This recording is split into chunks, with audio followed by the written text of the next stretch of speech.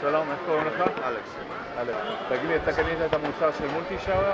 קניתי את המוצר לפני שנה בערך. כן, ואתה מרוצה ממנו? מאוד מרוצה. מה אתה נהנה ממנו? מה אתה מרוצה?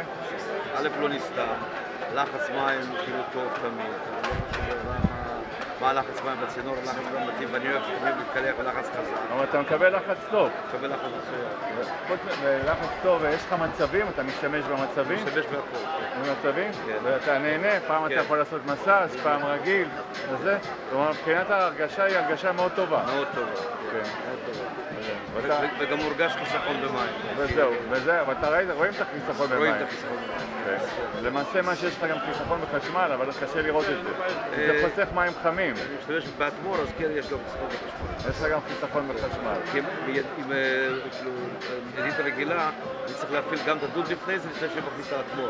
אם זה מספיק לאטמור, כי הוא צורך לחץ נמוך, ומזה יוצר לחץ גבוה, ואז הוא כאילו מספיק מים. אתה ממליץ לאנשים? בהחלט. ממליץ מאוד לאנשים? בפה מלא. יופי, תודה רבה אלכס. מה שמך? עכשיו, את קנית ראש מקלחת של גלנט שנה שעברה, של מולטי שאואר, כן?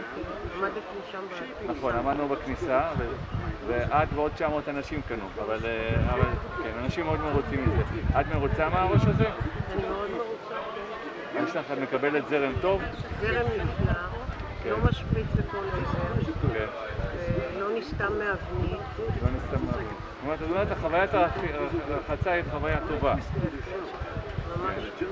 יופי, את תמליצי לאחרים אם ישאלו אותך?